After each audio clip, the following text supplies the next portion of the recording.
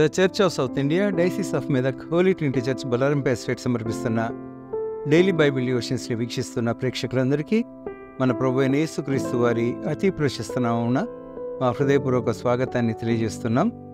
ఇతరులు మనపై నేరారోపణ చేయుట, వి బీయింగ్ బ్లేమ్డ్ బై అదర్స్ అనే అంశంపై ఈనాటి మన అనుదిన వాక్య ధ్యానాల్లో మన women's fellowship secretary doctor Mrs P Pramila Vivekanand గారు మనకు దైవ సందేశాన్ని వినిపిస్తున్నారు. మారు మనసు పొందిన ఇతరుల ద్వారా మనము నేరారోపణ చేయబడకయుండులాగున సందేశానికి అనుబంధంగా ఈ భక్తి గీతాన్ని విందాం.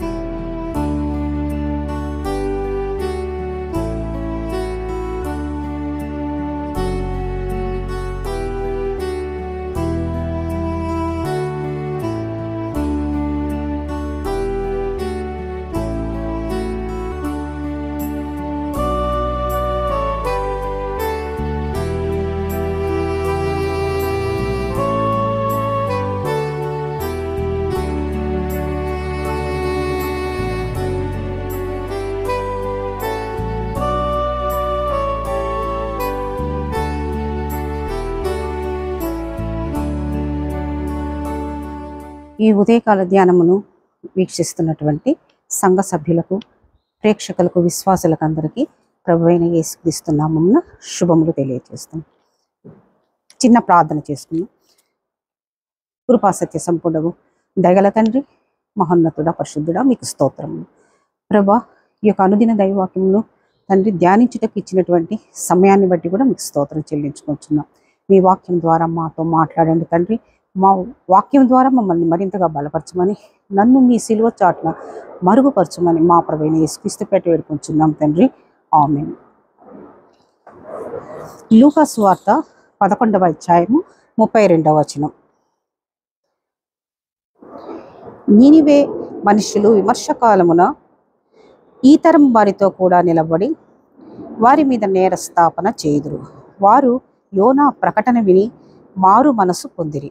ఇదిగో యోనా కంటే గొప్పవాడిక్కడ ఉన్నాడు.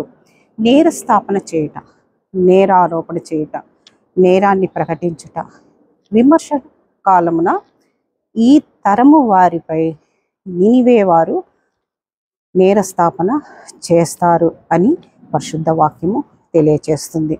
నినివే వారు యోనా చేసినటువంటి ప్రకటన విని తమ జీవితాలను సరిచేసుకుంటారు, మార్చుకుంటారు, పశ్చాత్తాప పడతారు, మారు మనస్సు పొందుతారు.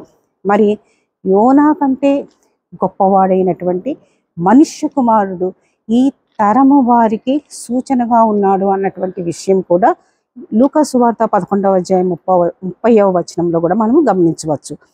యోనా నినివే పట్టణస్థులకు ఎలాగు సూచనగా ఉండెనో అలాగే మనిషి కుమారును ఈ తరము వారికి సూచనగా ఉండును.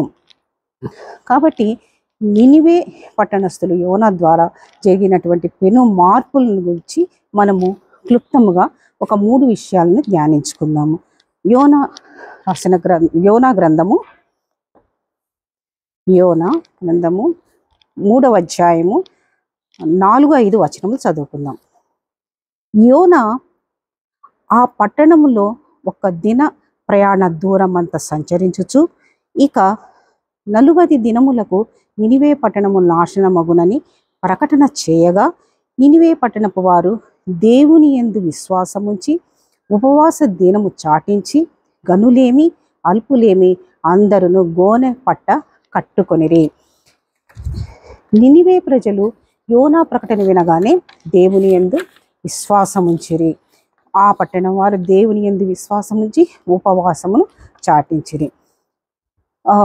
మరి ఈ తరము వారు యేసు క్రీస్తు ప్రభు ప్రకటన వారికి కూడా చేశారు.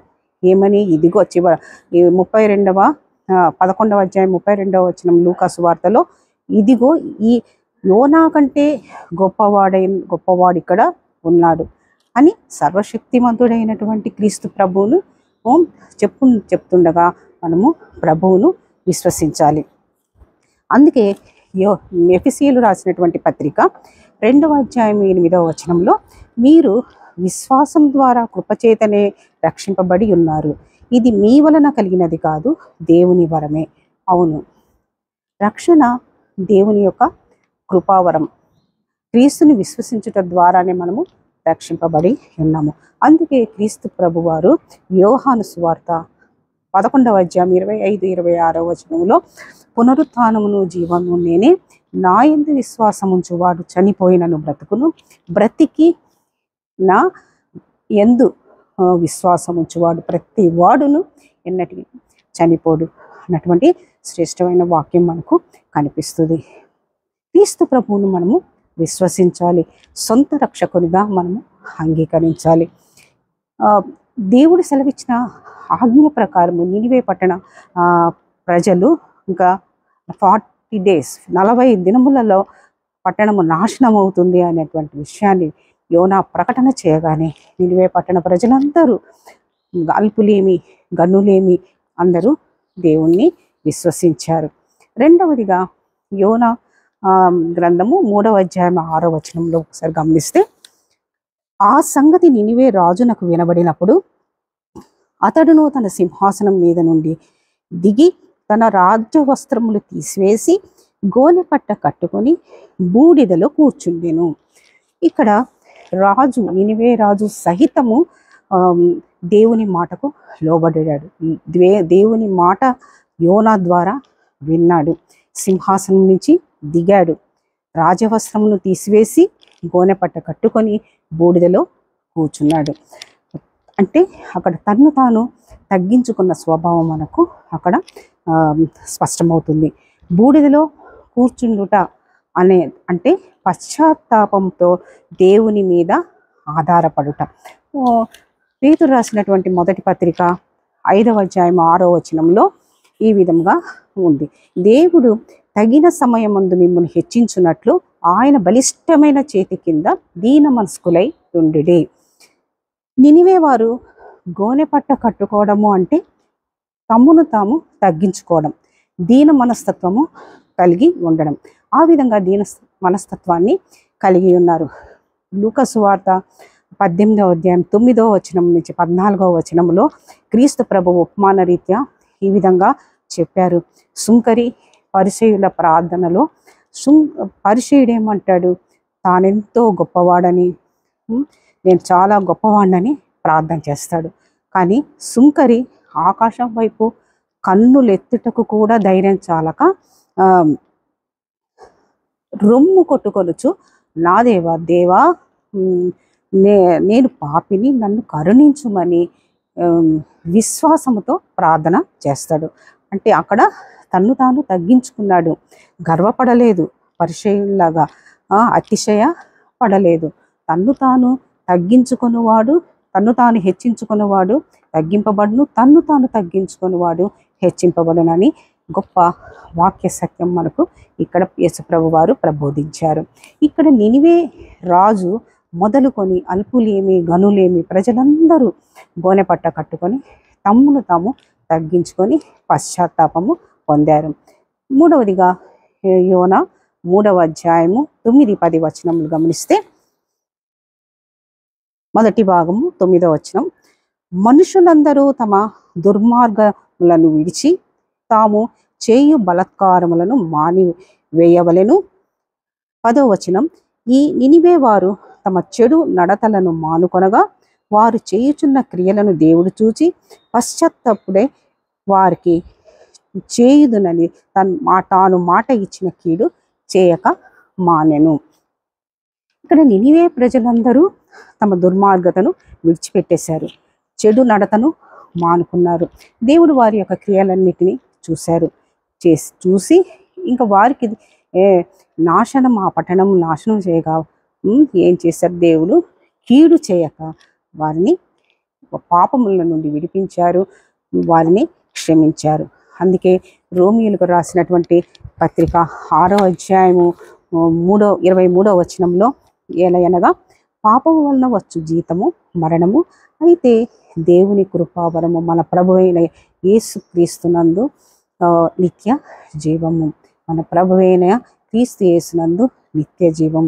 ప్రభువైన యేసుక్రీస్తు మన పాపముల కొరకు సిలువ వేయబడి పునరుత్థానుడైనటువంటి క్రీస్తును విశ్వసించి తమ పాపములను ఒప్పుకొని పశ్చాత్తాపంతో మారు మనసు ఒప్పుకోవాలి. పాపములు ఒప్పుకొని మారు మనసు పొందినప్పుడు మా క్రీస్తును పొంది మారు మనసు పొంది క్రీస్తును తన సొంత రక్షకునిగా స్వీకరించినప్పుడు మనకు రక్షణ, నిత్య జీవము అనేది మనకు అనుగ్రహింపబడుతుంది. కాబట్టి లూకా సువార్త 11వ అధ్యాయము 32వ వచనములో మనం మొదట చదివిన ప్రకారము నినివే మనుష్యులు విమర్శకాలమున ఈ తరము వారిపై నేరారోపణ చేయకుండా ఉండాలంటే క్రీస్తు ప్రభువుని విశ్వసించాలి, తమ్మును తాము తగ్గించుకోవాలి, చెడు స్వభావమును విడిచి అత్యున్నతుడు, సర్వోన్నతుడు, సర్వసృష్టికర్త అయినటువంటి ప్రభువును ఆనుకొని జీవించాలి. అట్టి కృప ధన్యత మనకు, మన కుటుంబాలకు దేవుడు అనుగ్రహించి దీవించును గాక.